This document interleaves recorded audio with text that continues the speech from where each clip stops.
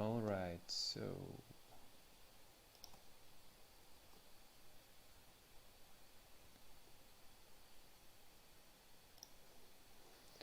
all right. Hello everybody. I'll do an intro from here from this microphone and then I'll join our panelists, Six and Sebastian. So, thank you everyone for coming. Welcome to Somnium Space. Welcome to this stream. And today, as you can all see behind you on this beautiful banner, we are having a panel discussion as a part of Web3 Fashion Week. And the name of the panel is very interesting. I'm looking forward to have the discussion with you, gentlemen, and everybody else. And the panel is called The Battle to Shape the Metaverse. Oh yes, the Metaverse. Everybody speaks about the Metaverse. So shall we speak about that as well and actually define that? So before we start, just a reminder, please, the audience, mute yourself while we'll be talking. We will have an ability to take questions from you and also to be able to discuss something with you. You can see where I'm standing. This is the circle with the microphone. So whenever we will call someone to, if you have a question, you'll be able to raise your hand with the gesture. And then we'll call your name. You can come into the circle and ask the question. You can either type it or you can say it with your microphone. Both works. And just few information bits for everybody else. If someone is echoing or something is happening and you want to mute the person, just click on the name tag of that person and you can mute that person by doing so. So that's just for your information. I think we're ready to rock and roll. And with that, I'm moving towards the panelists. Hello, gentlemen. I hope you hear me well. Let's check the microphone. Sebastian, do you hear me? You're just fine. Okay, fantastic. Welcome. And Six, how do you hear us? How's your mic? All good to go. Yep. Fantastic. All right, we're good to go. So, gentlemen, also user 755529. I can understand that here being on the stage is beautiful, but thank you. Yeah, see, amazing crowd. And of course, before we start, crowd, show us some emojis. Come on, dance, shake your hands, show us something. We want to see you moving. Yeah, all right, you're here, you're with us. Beautiful, fantastic.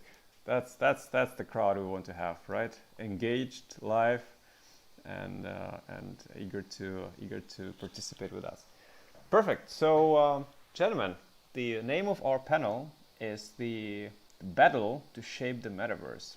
Now, I think before we go into that discussion, into that battle, maybe it's good to kind of give ourselves a minute to describe what the metaverse means for every one of us, because that's a term which is being used now everywhere, left or right. It's a very abused term at the moment, and of course it's good to just understand what it actually means for ourselves. So Sebastian, I can start with you if you don't mind. So maybe tell a few words about the metaverse, what it means for you, and how do you see it?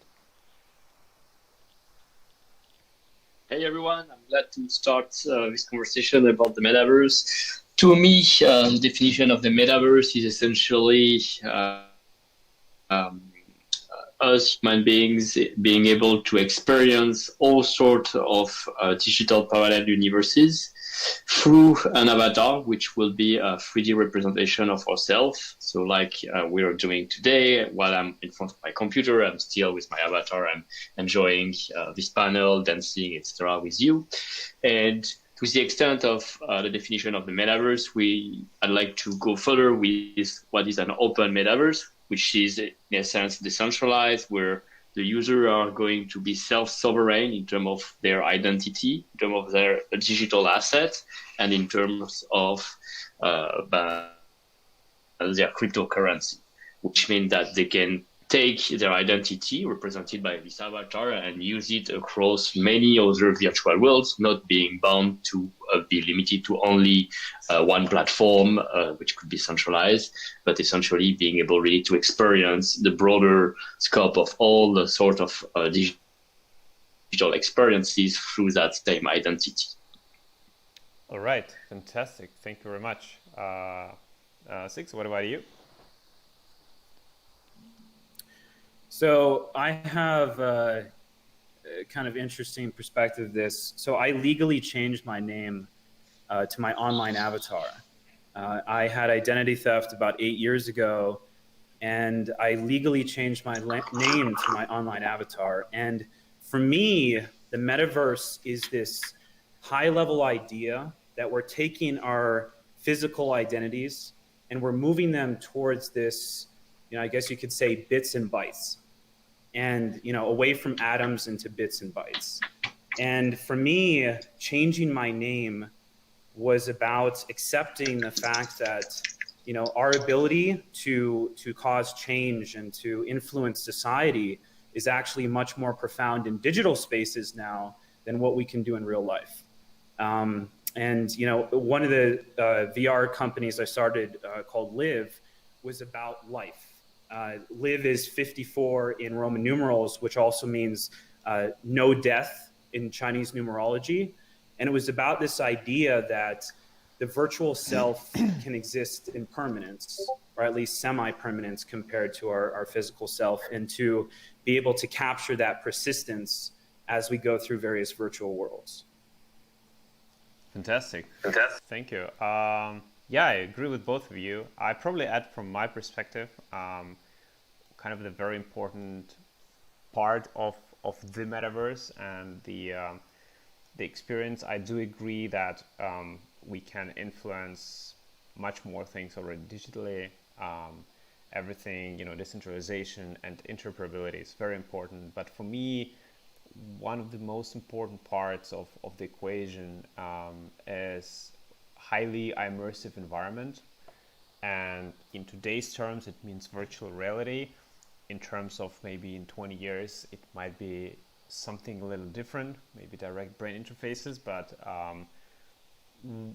making people and your brain believe that you are somewhere in a highly immersive way makes things go bunkers to the next level, makes people attach themselves to items, to ownership, to other people in much more profound way, and that is, that spawns new digital economies, that spawns new societies, new friendships, new directions for humanity. So that's where I believe is one of the most important parts of that equation, is that highly immersive virtual reality experience where people actually believe that they're there. So yeah, but everything you guys said is exactly on point. All those components are important. Luckily, all those components are being developed by various companies, which is great that they're all different companies. It means there will be interoperability. It means there will be part of decentralization. But the pedal is called Battle to shape the metaverse, all right? That means not everything is so pinky and nice, all right? Something is happening here, and we need to find out today what's going on, who is battling with whom, and where the battle is going. So, in your opinion, gentlemen, where do you see the biggest fight which is happening in the metaverse at the moment? Again, Sebastian. What are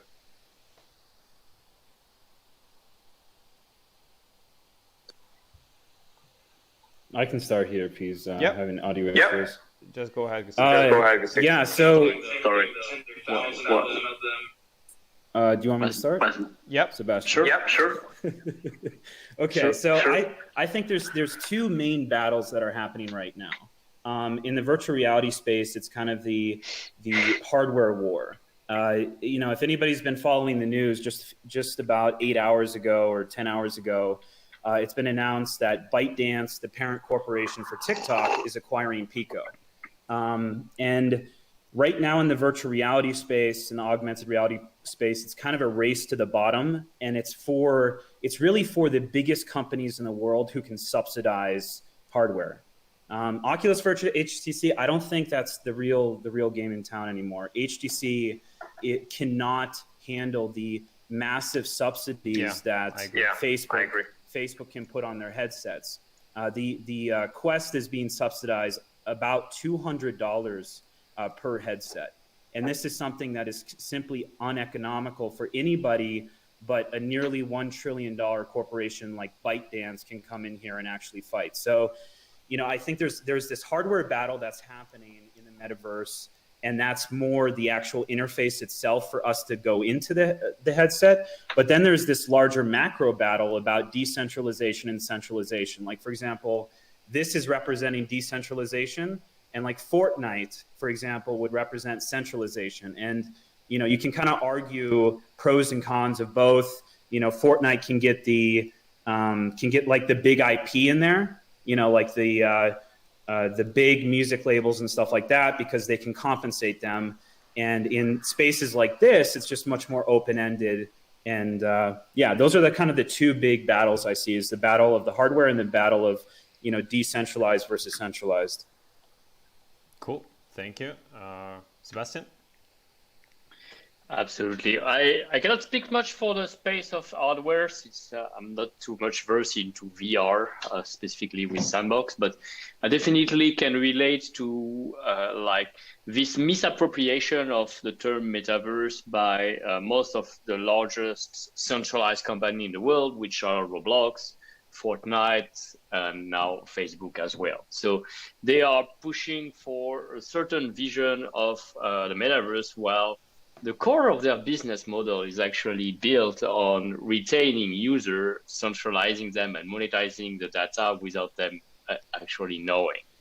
And I think it's propagating around the mainstream potentially a wrong vision of the ultimate potential of developing new digital economies through the enabling of NFTs and value creation, having digital assets that hold value into decentralized virtual world that can be then used in those virtual world, but potentially anywhere else, sold on marketplace. It actually enables a whole digital economy where people can sell their creation, pushing into the creator economy. Players can enter and actually earn revenue through the time they spend into playing game, pushing through play to earn business model. And all of that is made possible by the use of NFTs, and is going to create millions of new jobs, people creating content, people actually engaging into play, launching virtual concert, virtual show, being architect of our virtual world. All that economy, I think, is going to really expand and go beyond the physical world economy, but it cannot happen if all the metaverse is actually restricted only into a very few companies, which are by Microsoft, Facebook, NVIDIA, or those which not allow their user to transfer their asset and really break those existing barrier, retaining user close beyond. So that's for me a big challenge, because even though we have the technology, the great feature, the fact that they have 200 million users already can give them a strong advantage.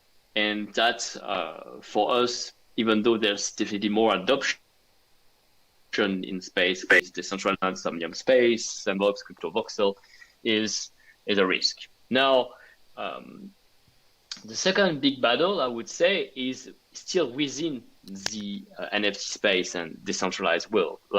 Even within the NFT-based community, there are communities that are not necessarily taking the right approach toward decentralization and providing true utility, true value to the people who are holding those NFTs.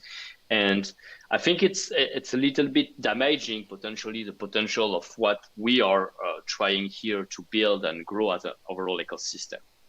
the intention of offering more utility for people who own their NFT and use them in multiple virtual worlds like Somnium Space and Sandbox, through the interoperability bridge, Decentraland, etc., versus people doing quick drop of utility who have low value rather than even no value at all in terms of use cases, which can pose a threat behind then after to people who might be like in a way wrecked or like abused by the promise of NFT without the true utility attached to it.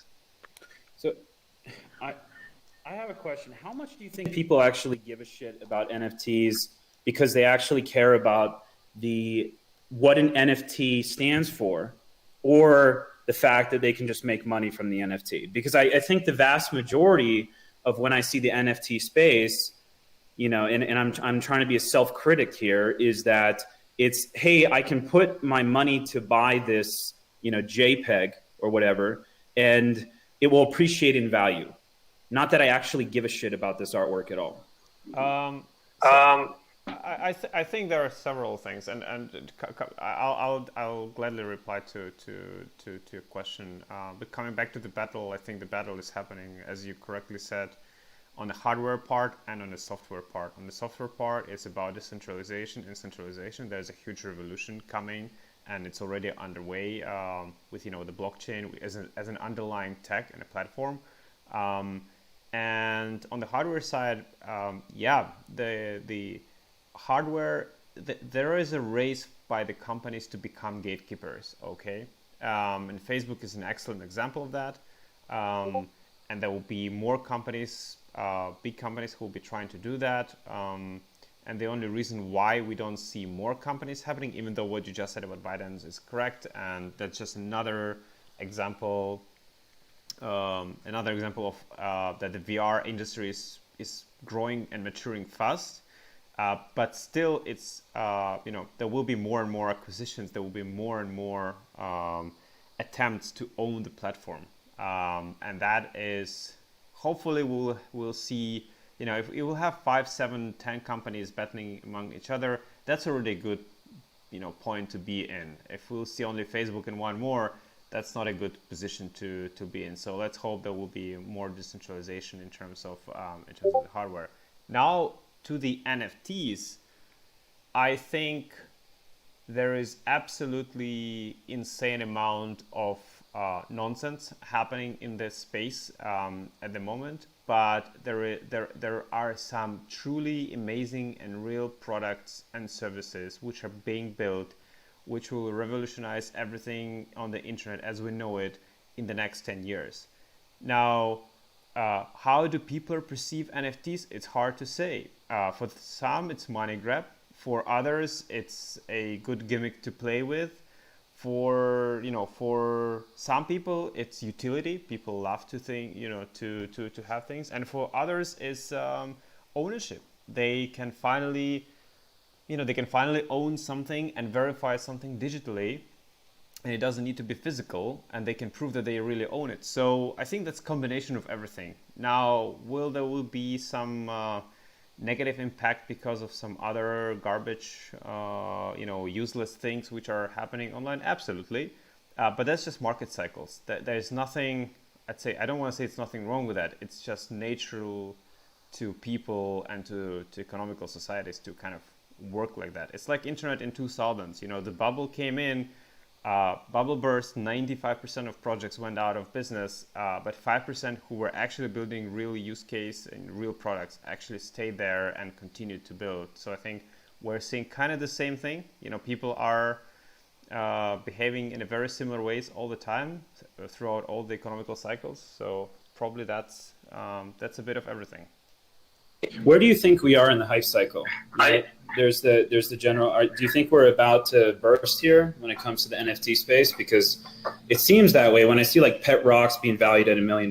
I'm just this is no way that this is sustainable. Yeah, it's pure nonsense, obviously. But it's hard to say when the burst of the bubble will come. One thing is clear: it will come at some point. Okay, so. it's just the fact. Yeah, I cannot see that this not happening, especially when we see the rates of what you just said, the rocks, the punks, and others being valued at those insane amounts of money and carrying almost literally zero use case. But I've thought so about US dollar for a long time as well. You know, like how long can you print the currency as well? How long can you do this? So it's hard to evaluate exactly when the bursts of the bubble will come. It's just good to know if you are in this space. It's just good to know that at some point it will come, and you as the person who either buys NFTs or does something, you need to be ready to see that there will be a slowdown in the market. And it already happened in the past, not on that scale, but it happened in the past where, you know, the market about NFTs slowed down. For a year, nobody cared about NFTs. Then it started to pick up again. And again, only true companies who were building real stuff survived and continued to build. And I think we'll see the same, but just in a much bigger scale, which for some people and some companies gonna be ugly, but that's how economical cycles are.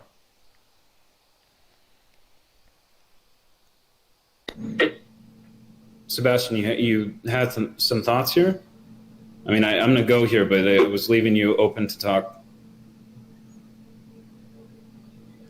We don't hear you. We don't hear you, Sebastian. Yeah, okay. All right, I'll just respond to this. So I completely understand the idea of scarcity when it comes to an avatar, because that is something that we all want to be unique. We want this one special thing that we spent, this virtual shoe or dress or armor or whatever to have scarcity. Like one of the biggest analogies that I kind of use as a comparison was the project. Sebastian. Okay, you want to take over now? Yeah, go ahead. Go ahead, Sebastian. Yeah, go ahead, Yes, Sebastian. yes. But you hear me or not? Now we hear you. We didn't hear you before. Hello? Yeah, now we hear you. Can you hear me? Yes, we can hear you. Something happening. I was saying like I have more nuanced view on the topic. Essentially, in terms of like there's a phenomenon that's happening definitely with various drops of NFT collection that are essentially 2D or 3D characters with various traits and appearance, each one of them being unique. But ultimately, through community-driven incentives, they are able to define utility, to find places for the community to thrive and grow value for all the holders. And seamlessly, the fact that they are community driven, they have a strong incentive to develop a lore, to develop an identity through those images. We are witnessing something new that we never explored before. I think I've never seen something to the extent of the punks or the Bored Ape or the Cybercon, Gutter Cat Gang, or Cool Cats and many other, where the whole web is actually using them to define them as their identity right now into Web 2.0, but soon as well into decentralized virtual worlds, since we are seeing now those NFT becoming 3D avatars in Decentraland, in Sandbox as well. And that is, I think, democratization to identity definition, democratization of both play to earn creator economy. And essentially, it ties very strongly, deeply as well into like, we finally get to choose our identity, and it doesn't need to be human facing as we are right now with this camera, or necessarily cool. And there is a whole culture here that even myself, I'm not fully capturing to define what's cool, what's not cool. But definitely we're seeing it work, like by the number of people engaging, the diversity of those communities. So it's definitely not the same people across World of Women, Bored Ape, CryptoPunks, etc. And the creativity behind of what those communities are actually doing, from simply owning an NFT that is, in a way, a 2D picture that represents them across social media, and at the same time, so much more that's never seen before. So I think there's a lot of creativity, a lot of invention here, and we should also respect that, because we don't know which of those collections will thrive like punks or Bored Ape or not necessarily. All right. Yeah. All right. So can I say something here? Yeah, go ahead. Okay, I'm gonna call bullshit on this because I wanted see all these. I wanted to do that too. Yeah, okay. Let me call bullshit on this. Okay. Whenever I see all these trends of Bored Apes and Pingus and all this stuff, it's like it looks fucking troll to me. Okay? No one actually thinks this is my virtual identity. It's some new profile picture that they'll drop and they'll change it next month whenever some new fucking trend changes. Like I call complete fucking bullshit on this. Okay? No one actually thinks a Pengu is their fucking identity. Okay, I'm gonna be pissed about this because you guys are full of shit. If you actually think that's the case, I absolutely agree with that, and I want to add that Yep. which is absolutely correct. The people will have their own 3D identities. I'm glad we disagree on something, and I have tens of thousands of people who are actually creating talent and doing much more through those images. And well, you can call them bullshitter as well, and I'm fine. I think we don't share the same definition of identity into virtual world. Like you define your identity as yourself as human and being the same person online. I can choose multiple identities online. No, but Sebastian, you cannot say that CryptoPunk or you don't hear me. I'll come closer to. You cannot say that CryptoPunk or Rock is worth $1 million and you can use it as the profile picture and that's the everything. That's the only use case you can have. Like that's really bullshit. That's exactly what Sig said, and I absolutely agree. Something has to have a real value, and again, if we say about community, yes, some communities have formed around those projects, but what is the instance of those communities? What these communities are actually really talking about? Everyone. Wait. Try reload. Sebastian. Yeah, he shouldn't be here, and I'm about to slam him down again. So maybe it's best. Let's wait. Let's wait him. Okay, I absolutely agree with you. I've had this discussion. I was tweeting about that recently when Visa bought punks and stuff like that, and I said, oh, come on, no matter who buys punks or rocks, they're still useless, and it's just no matter how much money you spend on something, it just doesn't matter, because if it doesn't have a use case, forget about that. And it's very simple. Yeah, so this is my perspective on this. I think the balance is somewhere in the middle, because I think that a lot of this is hype, that we're just trying to hype each other into buying these things to appreciate these bullshit assets. That's really what I feel. The reason I changed my name, and where I actually believe that this type of ideology of a persistent self is so important, is I played World of Warcraft more than I lived my fucking life at one point. And I became like part of this character. Yep. It became like the gear that I worked my fucking ass off to get. That meant something to me. That meant like I had spent all this time conquering these dungeons. I had to run a raid guild of 25 people to get this shit. And that fucking meant something to me. It wasn't a Pengu of a fucking bullshit, 2D picture that I changed next month to appreciate some new thing. It meant something to me. And so I think once this hype cycle is done and we actually start to see like our digital characters have a persistence longer than a short period of time, that's when I think we're actually start to distill what does it mean to have a persistent identity. And I'm not being an asshole. This is just, if anybody invites me to a panel, I'm always doing hot takes. So this is who I am. Yeah, we're panelists here. We can take our opinion. Six, I very respectfully agree. Listen to your opinion. I don't necessarily agree. I don't need to go into bad word and slang. We disagree on that point, and I want to respect that. We should put always nuance. I don't think, like speaking to the creator of the Bored Ape, which are very talented artists behind and what the movement they've thrown behind.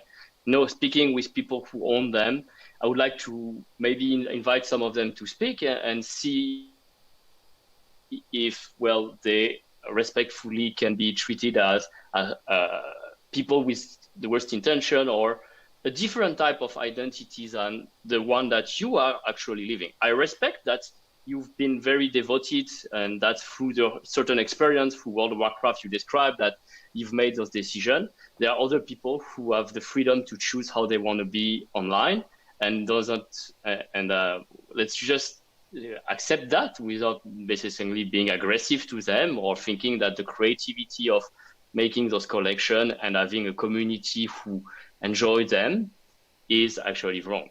But Sebastian, thank you. I agree with you on that. We respect everyone, but I want to say that you're in this business, you're in this in NFTs, and you follow it carefully as well as I am. You probably see that the amount of new projects which are being created using the same template is through the roof. And this is one thing, 10,000 unique avatars. There is an explosion of creativity. Let me finish. It's one thing is, creating those projects. Then also the template is being used for the same way or very similar to create a FOMO and a hype. And that hype is being used to raise lots of money, which we can discuss another way. So when the money becomes, involved in that, and there is a lot of money involved in that, then it becomes you have to be very careful about what is being promoted, how something is being supported. And that's when it becomes very tricky. How, if it's just a game and people, exchange and, for the fake money, buy and sell some images, who cares? But when they buy it for millions of dollars, then you have to raise questions and ask what is happening. I agree with you to be extremely careful. And I don't say that every project is of the same nature. What I want to say is there's an explosion of creativity that we are witnessing. And at the same time, there are good people with good motivation, very talented, that are entering NFT and doing new things that we're expecting. I think we can all respect that. There is also this movement around adoption of NFT, maybe not driven by the same incentive that we would like all to have in terms of, and that is definitely just like at the time of ICOs before and the web before, like people have to do their own research to be careful to see that the community who are building those avatar PFP project have the right motivation, what's their background, and so more. And that's all I'm saying here. I don't want to be a judge or judging too fast on those, because the way some of those communities are evolving, and as you say, I'm close to them. So I've seen creators, I've seen people being able to create large movement, like a collection of World of Women, for example, was a single artist who suddenly has been able to assemble a team and a community of many women and empower them and give proceeds to charities and do good things with that. I've seen projects like Bored Ape from inception as well. And those are, in my opinion, the great quality you should look forward for those collections. And I've seen others, and I don't want to say anything is bad, because I respect the creativity, the time and effort that it takes still to create 10,000 different characters. I don't necessarily know how to do that, and I don't want to criticize that either. Yeah, so here's my thought. So I think that, like there's a shoe company, I think it's called Tom's. And for every shoe you buy, they make another shoe or they give it away. So the central element of what the shoe stands for is very good, right? It stands for something profound. Like if there's NFTs that have to do with, climate change or something like that, or they send a message, or they help people make money for the first time. Like, copyright is such a massive issue online. I am 100% in support of that. Yep. But that doesn't mean the shoes aren't shit. You know what I mean? Like, that doesn't mean I like the fucking shoes, and that's how I feel here, which is, we have, it's almost like we're promoting ideologies and not things that have a sense of permanence. And the other thought I have behind this is a very similar thing that happened to me in the VR space. So the NFT hype cycle is much higher than VR right now. And I've been through both these hype cycles. And in VR, we had this hype cycle where everybody came in and they were like, I'm going to build the VR this, I'm going to build the VR that. And the second it got hard, they all fucking left, right?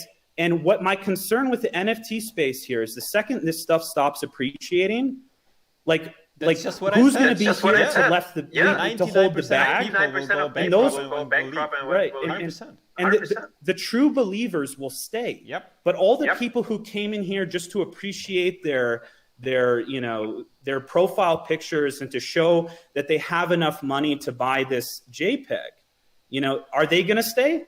Or are they going to go to the next thing? Are they going to just, are they true believers, or are they here just to appreciate their assets? And like Visa, for example, do you think Visa actually cares about NFTs? Let's be real. Yeah, and especially about the punk. So that's what I'm saying. There will be a cycle where there will be a cycle where everything will stop appreciating, and during that cycle, many companies and people who were in this space will disappear and will go on with their life, which is okay, because that's the natural behavior of people and the economical cycles. What is not okay is what will happen when this cycle will stop and how many people will lose their money. But again, it's their decision. They make those decisions. And what we have not to forget about is that blockchain as the underlying technology is an amazing technology which will revolutionize everything online as we know it. That we have to remember. NFTs will revolutionize things. They will allow so many new use cases which were not allowed before and not possible before. But how people apply those NFTs right now, it's another different story in Pandora box, of course. Yes, I think it's a great debate and battle. I wouldn't use the future though. I think it's already happening for some of us, and you included. We've been building for 3 years now, and we've shown good use case with NFT. We've shown that it can make an impact in the life of creator, artists, and players. And that, to me, that's the most important part. Yeah, absolutely. I mean, that's what we're discussing here, right? I mean, we are. I'm always saying in every interview, I'm a utility junkie. Okay, if something doesn't have a use case, don't even bother to tell me about that, because I kind of, I like art. I buy some art. I'm active in the NFT space, but I also value money, and I also value time, and I also see what's behind the project, right? If someone creates 10,000 profile pictures, different pictures, generative art, I can care less. But if someone creates 10,000 avatars and make 10,000 3D models, which are being able to be used in different virtual worlds, now you have my attention, because that is way harder and gives people immediately instant utility, and they can identify themselves in a much broader and deeper way. So there are some projects like that. There are actually very small amount of projects who created the 10,000 pictures and avatars. Majority of them are just pictures. Yeah. For now. Let's see next. The reason for virtual reality, I believe in this persistent self so much, is that if we have these kind of profile pictures and these 2D images as NFTs, I don't think they're that profound. I don't think they have that strong of sticking power. But the second you see a virtual asset on you, the second you have a headset on and you actually see, those gloves or whatever you bought, and you think psychologically, this is part of who I am. And when you build in virtual reality and you build in Unity, and you build these avatars, they're literally skinned to your body. Yep. They are skinned to your literal fucking body. So when I walk around and someone sees me in VR, I have that exact one-to-one relative connection to myself that I do in the real world. Correct. And I think that's what makes NFTs, that's what's going to make NFTs so profound, is when I'm the only person who carries this virtual asset around. And it's not just a profile picture. I think this is a stopgap to what is really going to be a very profound movement towards a virtual self. Oh, we don't even need to go to the future. No, wearable equipment toward avatars. Yes, but more people buy wearables. People buy equipment that now, thanks to NFT, are actually unique. And having these backpacks that as flying wings around and that only you can carry, that makes you proud, makes certain statues. make you also feel like, oh, there's maybe just one in the world, maybe there's only 100 in the world. And where did we get them? We get them because we participated at a certain event. It was a proof of attendance that was airdropped to the participant. We got them because we were part of certain initial launch by a certain artist. And so we were at the same moment, or we're just following the same. That's how people will be bonded together and socialized. Because right now, if I take this very moment, when I look at all those avatars in front of me, I have not yet anything to connect with them. They are all wearing the same. So I cannot identify them uniquely and be more inclined to go talk to user 40040 than user 533983. They are no different. So how do you differentiate yourself into a virtual world through your avatar? It's through virtual fashion, wearable equipment, your level of skills, the NFT you hold. Yeah, I think this psychology that we have here is very similar to a lot of things that are in the physical world, like Beanie Babies and Pokemon cards and things like that. And I think we're kind of in that phase, and we'll eventually move towards something a little bit more concrete. But yeah, I think that, I understand the problem that NFTs are trying to solve. I'm just worried, when we have the downtrend in the space, how many people will stay and how many people actually care about this type of, virtual world and moving towards a virtual self, or they're just doing it because it's an asset portfolio. And if they're not buying crypto, they buy some, they buy GME or something. Yeah, look, what if someone copy your identity? Like if your avatar wasn't an NFT and your name was not ENS, and there could be 6 1 2 3 4,000, how would you feel? Well, what's funny about that is that's actually why I changed my name. I mean, I started this panel by telling you I had identity theft, and that's why I legally changed my name. And one of the biggest problems that we have, and I mentioned this last time I was in here, is that our name, our birth name, is shared by a lot of freaking people. So like, there's one guy I know in the VR space, and there was a recent serial killer who went around and shot a bunch of people in Colorado, and he has the exact same name. And so like, that's an issue not only for the digital world, that's also an issue for the real world. If I want to be a professional and someone with my exact same legal name goes around and shoot up the place, I have to fight the search engine of Google, and I'm not going to win against like a CNN article or something. And this is happening more and more because names are generally very generic. So I think this is a problem not only for the virtual world, but also for the real world. There's probably, thousands of other people who have your exact same name, Sebastian. I'd say one thing. I mean, I add to the previous thing, and you are absolutely correct, Six, is having a full body NFT avatar in VR and being able to, I own a bunch of NFT avatars for Somnium, right? In VR, I use full body tracking all the time. I cannot imagine. I'm so attached to those, and people know me like this, and I'm so attached to that body and to that embodiment of myself that I even cannot imagine how much money people should like offer me to even sell that. I don't think the price exists. And if you ask many of our users, that's exactly what they'll tell you. People right now literally buying virtual cars which you can drive in VR, one of one, very unique cars like for $15,000. Try to explain it to the normal person, but those things have use cases. Again, I have to always come back to that thing I preach all the time. You can go and attach yourself to that item. You can make a selfie with that car. You can drive it. You can race with it. You can do things with it. If that car would be a picture, or if that avatar would just be a picture, I could care less about those things, okay? If it's NFT or not NFT. So we're circling a little bit here on the topic because you always associate avatar to 2D images, but a token can be a representation of anything into multiple galaxies.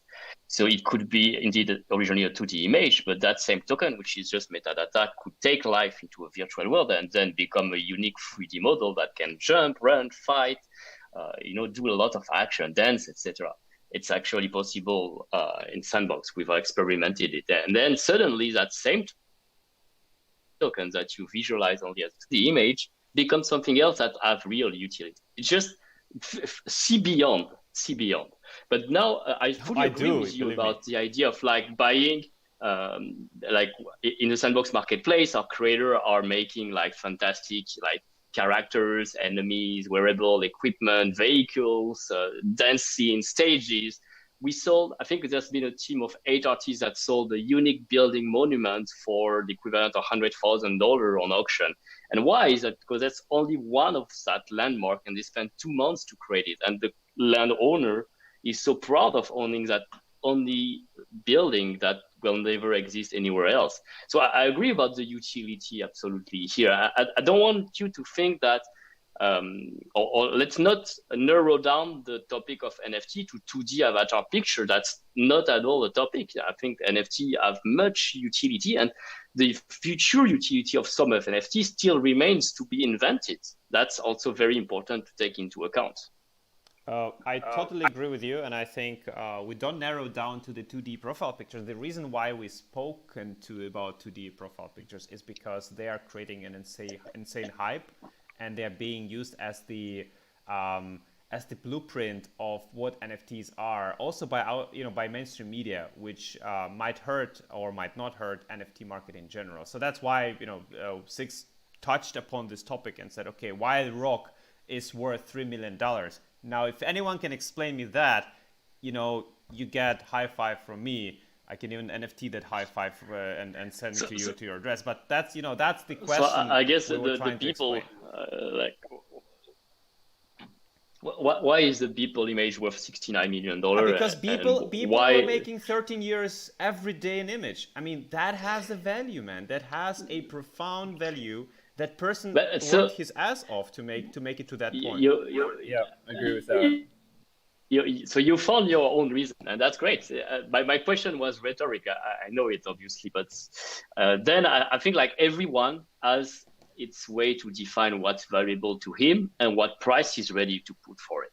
And beyond that, we have to respect that this single moment has triggered the mass attention of media that have launched then a broader attention into metaverse, play to earn, and so on. And that's, I think, should be respected too. Yeah, I just, the concern I have with this kind of thought process is how much is it of people actually caring about these virtual assets, and how much is it just pump and dump schemes that have been notorious in the financial sector. Exactly. Like, okay, let's go back to Dogecoin. Like Dogecoin, the entire explosion of Dogecoin, it wasn't based off any type of financials. And so anytime that anybody posts on Twitter, everybody's the financial analyst for crypto now. I go and I buy one Bitcoin and all of a sudden I'm a freaking investor, and I'm a financial analyst because I buy one Bitcoin. And like these pump and dump schemes have been going on in financial history for forever, since the stock market started. And it's the same exact processes of a small group of people, the whales, who pump this shit and then they drop it, and then everybody else holds the bag. It has the same exact methodology for crypto. And the reason it's happening on such a large scale is because everybody can get involved in crypto. And this is actually one of the biggest problems that the virtual reality space has. So I've been working in the virtual reality space for the last 7 years, and frankly, I wish I would have got into crypto because, like the biggest limitation we have in our space is there's only about 10 million people who have VR headsets. But when it comes to NFTs and crypto and things like that, these things have a potentially like billion users or a billion people that can adopt this, right? What is about 50% of the world is connected to some degree. And so, if we're comparing those two, just the sheer amount of distribution that the space has and the access that people have to pump and dump these things is very significant. And I will add one thing. Because of the pump and dump schemes, what will bring a hardcore regulations and limitations to the scene as well. So on one hand, yes, those projects are making everybody read about them and they help them grow, apparently. But on the other hand, rightfully so, regulators are watching this and saying like, wait a second, what kind of rock can be worth $3 million? Now, how many people are losing money in different, tokens, sales and things like that? So that will bring a kind of a negative attention to that as well. So we always have to kind of balance two sides and see what will be the end game. But again, people are people, they do their things. I think if the market would approach NFTs from the ground up, not from the number game, what's the floor price? What is the amount of, how many holders and what is happening here? But from the use case perspective, and whatever use case it is, it doesn't need to be even VR. I'm just saying the use case has to be clear, use case has to be useful for those people.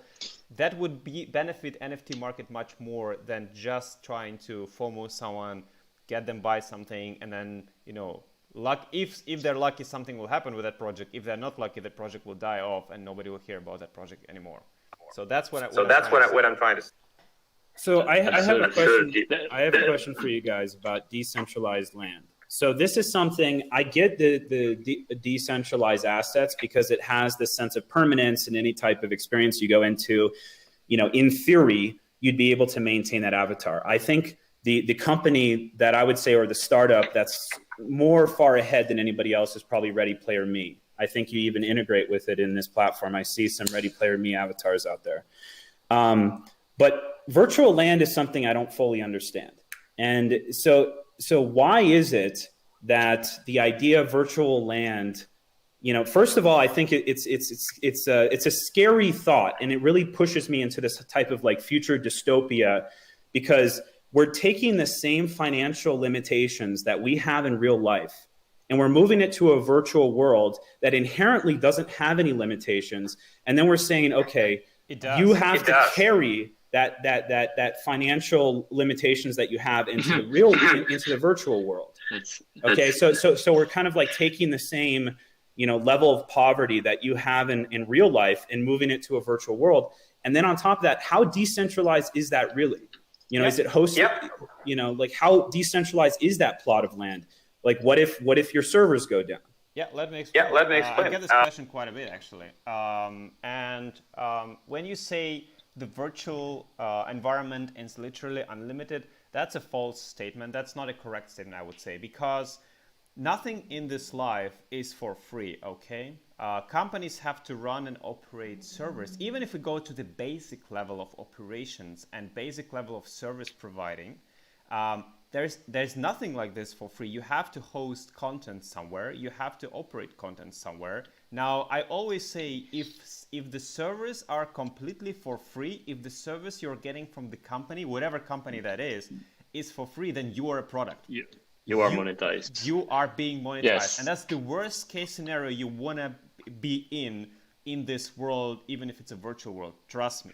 Now, if you are not a product, now how do you make, as the company, how do you make a balance between providing a great service and on the other hand, making sure that you can actually pay the bills and let that service run for a very extended period of time? And that is exactly the case. And that's just one example. We can go on and on, and I can give you one more example. But that's one example of how you could justify and why you would be selling the land, for example, as an asset. And there is not only land as an asset. You could sell, we sell different assets, and people create different assets and they sell to each other as well, like avatars, like cars, like, other wearables, whatever that is. Now, if we go to your second question, how exactly it is decentralized? Now, that is a great question, and I always tell to people, Somnium Space is a centralized company with a decentralized economy, meaning that if I ban you from Somnium Space, you can go and sell your assets, which are in your decentralized wallet, which is independent from Somnium Space, and you can sell those assets for market price. We had those examples where people just went nuts. Few people went nuts, and they were doing some crazy stuff on the platform. We had to ban them. We warned them several times. We banned them, but then they went and they sold their assets for thousands of dollars, and they actually turned profit into them. And that's a great example because up until now, I've been playing, World of Warcraft, Ultima Online, Second Life, all my life virtually. And up until now, you never owned and had a say in anything in any economy. The company controlled everything. Yeah, I agree with that. One of the biggest problems I had in any of these online games that I'd play is I'd work my ass off for 3 to 4 months to get some type of gear or some type of thing, and then an update would happen. It would just become irrelevant. But there's kind of go ahead. Maybe to what Archer said, because we also have virtual land, which is limited. There's only 166, 464 of them. In Sandbox, land itself has a true utility. It's a digital space where you're going to publish your experience and then access monetization through different game mechanization as well. You can also rent that land typically to other users, and all the logic behind virtual real estate happens. And as such, I think it's when you are in a world where the location of your land, who your neighbor are, which IP brands, celebrities, game creators from the community are around you, and which user profile, activity, engagement they are going to generate for you, that you can appreciate that. To me, it's almost like a virtual Manhattan in a way, like those decentralized world with lands, with assets, etc. And unlike Somnium Space at the moment, Sandbox is still centralized as well in the way it operates the world. It develops the features for the different creation tool, etc. But we are going to launch a DAO, and at a certain moment of time, that DAO is normally scheduled for Q1, Q2 next year. Users who own land,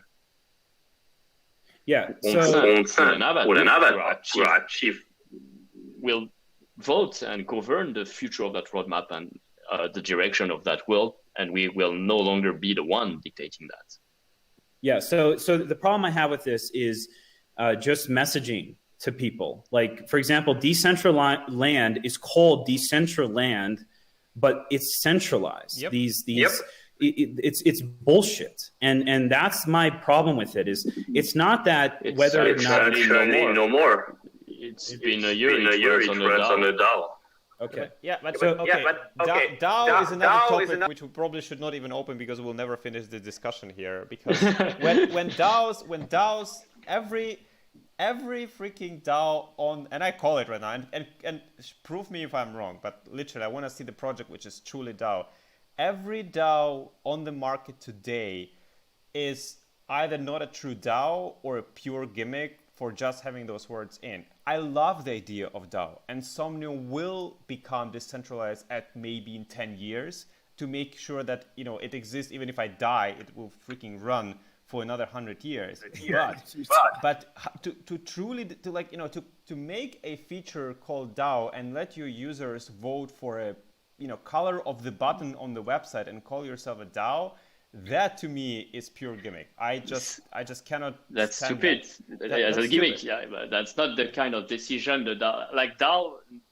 The right way to run a DAO is also to make sure people will never vote for the color of a button. Like who is going to stake token or do that for stupid decision? No, people who they. From what I hear from many DAOs, no, there's lack of engagement because of that. But I think Decentraland is a great example. Like, look, where are the founders? The founders are already left because it's already running on a DAO and fully decentralized. So they are probably the first that have hit that target on their roadmap. Now we may appreciate that or not, and we may have opinions on whether that's legitimate or not. Again, I don't understand how it's fully, I don't understand how it's fully decentralized. The assets in this space are being delivered from a centralized server and being rendered locally. I don't understand how it's fully decentralized. Correct. And the development done by assets are stored. The client runs. Well, I think it's more talking about some technical aspect, but the assets in Decentraland are stored on the blockchain. The land and the world themselves, I'm not sure. The assets themselves, though, are not decentralized. it's attached to a file name, but it's not, the asset itself is not decentralized. And that's when I think we actually go to true decentralization, is when the 3D asset, but I mean, that is so much data. That is so just a massive, massive amount of data that, you know, our current infrastructure just can't support. And, you know, I just have one question for both of you. And I understand the point that you're trying to make is it's the lesser of two evils. You know, like Facebook, the way they're monetizing the metaverse is literally by, you know, Correct. raping your personal Correct. data. Yep. You know, like it's literally, Yep. they're going to put ads in there. They're going to have 30% cut on everything. They're literally going to like have every single thing you look at, like optimized that you're going to convert. Like the head of the VR division is a guy named Boz. He was originally the head of ads.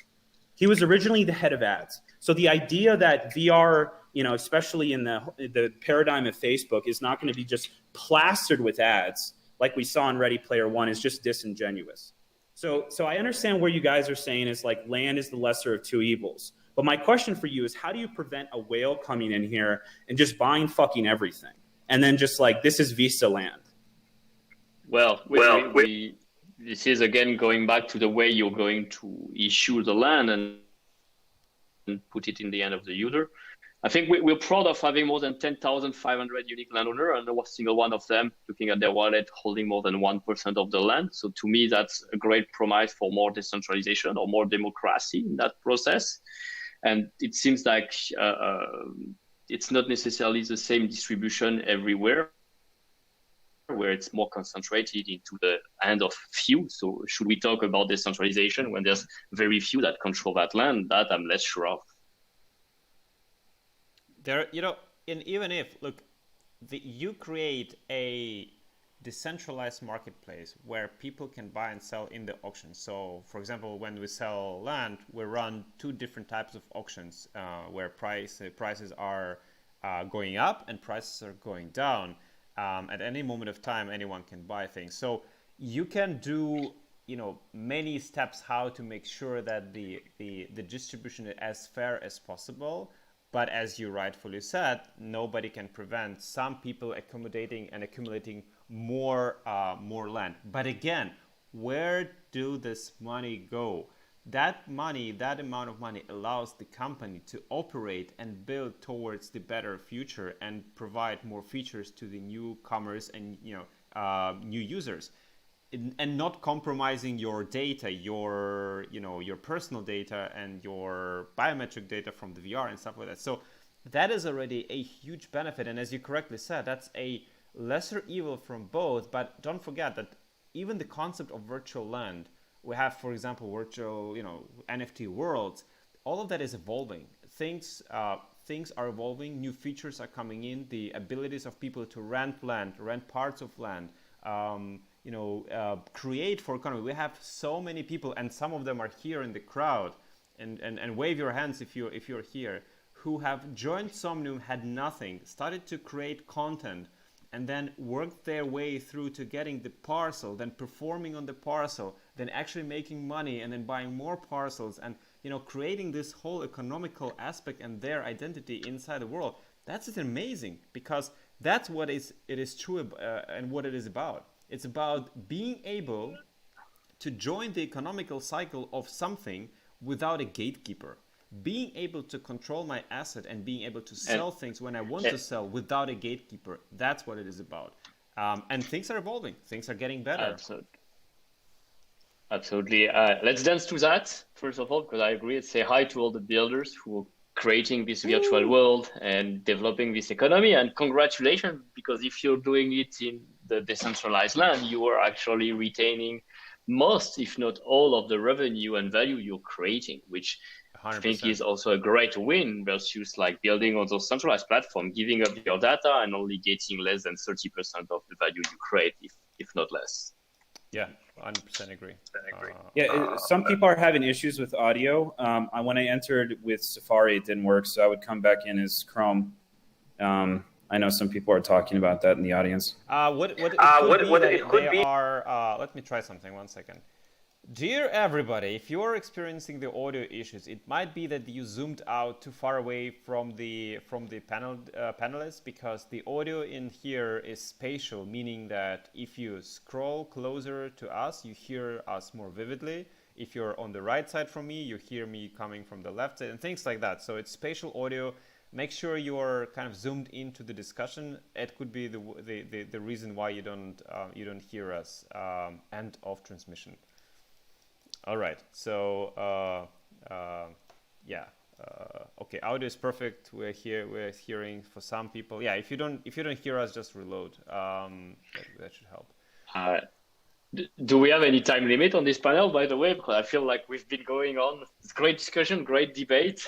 Yeah, I mean, we should probably kind of start slowly to wrap things up. I think we've touched upon very interesting topics and great debate. And again, that's why the debate is great, is because we don't agree on every topic we're talking about, because otherwise it would be boring and everybody would leave through that beautiful green door and never come back. So that's an amazing thing that we don't agree on some things, but we find the consensus. And I think the market is evolving. The only thing, in my opinion, and what we all hopefully try to do here, is we try to bring value to this evolving market, and we try to shape it in a way that there there won't be a single gatekeeper in this space who would control that. And that is, I think, right now, if we're talking about the battle to shape the metaverse, that is the biggest battle which is happening right now and will be happening for the next 10 years. And hopefully on the hardware side, if we talk about VR, there won't be one company controlling all. From what I see, probably there won't. Hopefully it will be 5+, 7+ big companies at least doing things there. And on the digital side, blockchain is revolutionizing everything. People don't realize what's happening. The tsunami is coming, whether they want it or not. So yeah, things are great. Yeah, things are great, I think. Yeah.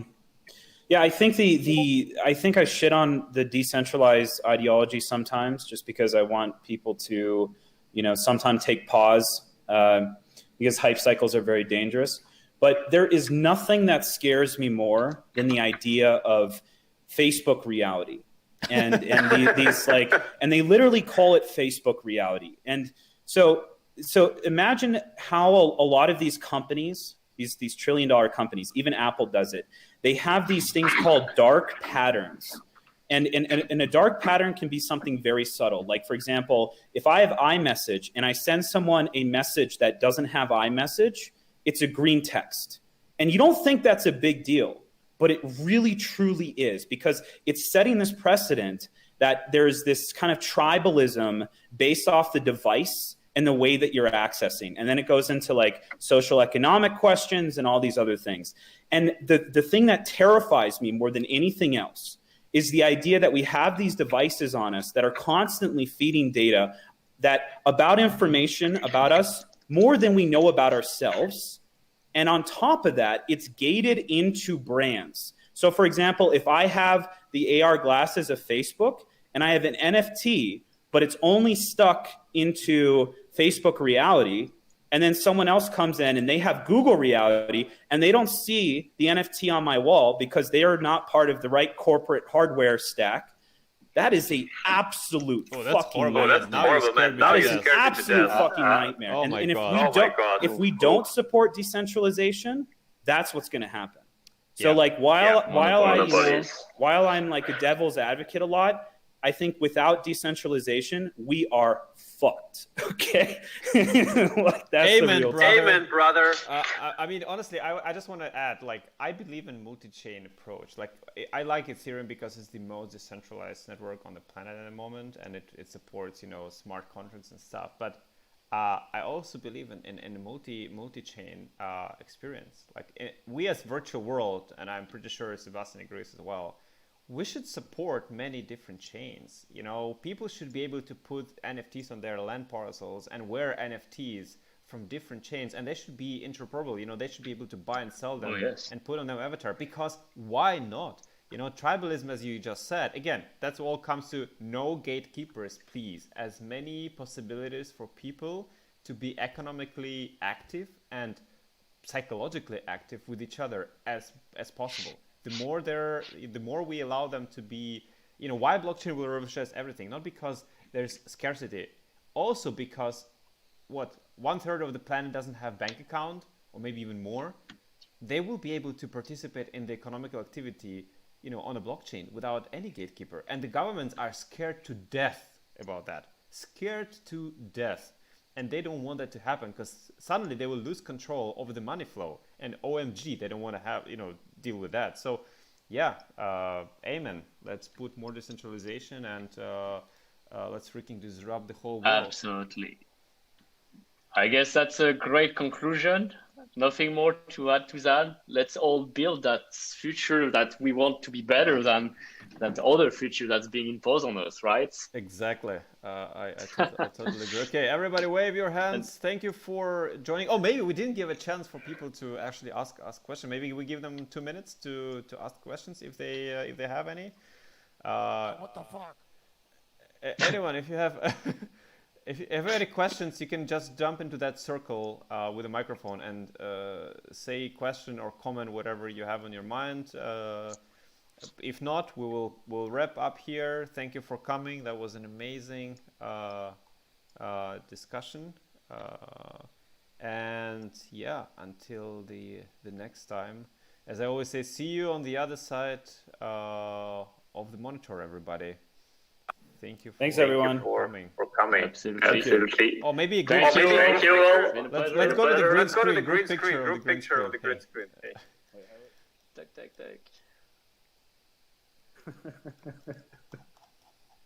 Let's fake reality. Fake reality in a fake reality. Okay. Wait a minute. Take a picture.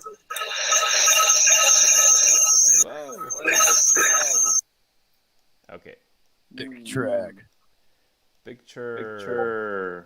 Okay, let's do this. Okay, let me take a picture like this. All right, I'll take it from the stream later. Okay, everybody. Thank you for coming. You were amazing. Panelists were amazing. The audience is amazing. Oh, the music is coming. Yeah. Woo. Blake, go to the microphone. Here. Come here. Woo. Okay. Let's You want to get stand it for dance going, party? Let's hang out here. baby!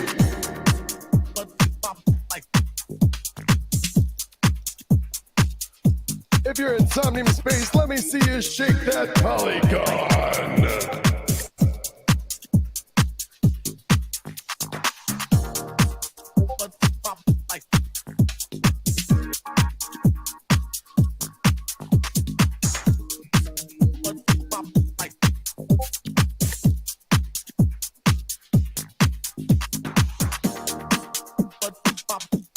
Thank you, everybody, for coming through. That was an awesome debate, and I love hearing things about the metaverse. We got crazy shit going on. Come check out Somnium Space, because we are number one!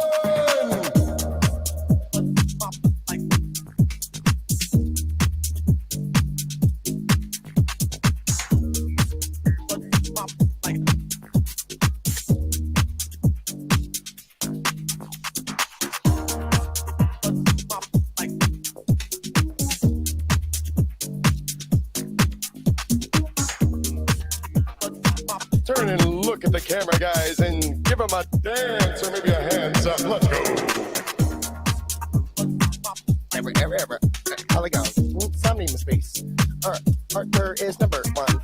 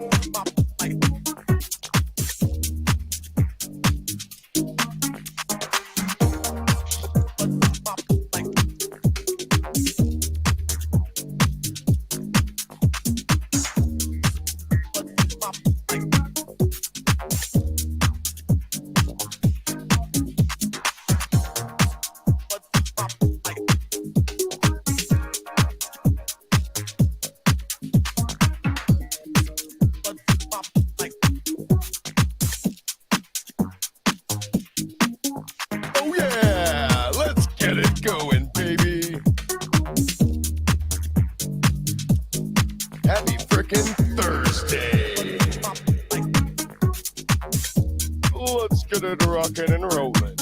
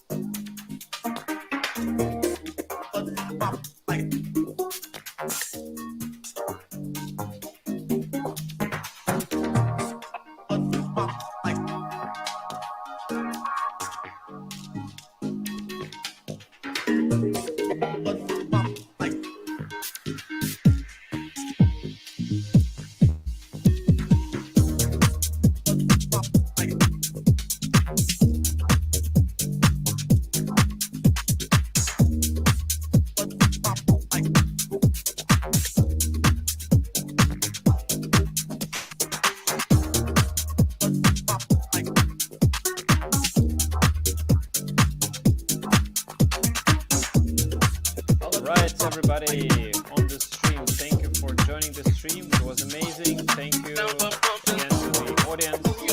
Thank you, Blake, for being here with us. And as always, see you on the other side of the monitor, everybody. Oh, dancing here, I like it. Sounds of pumping.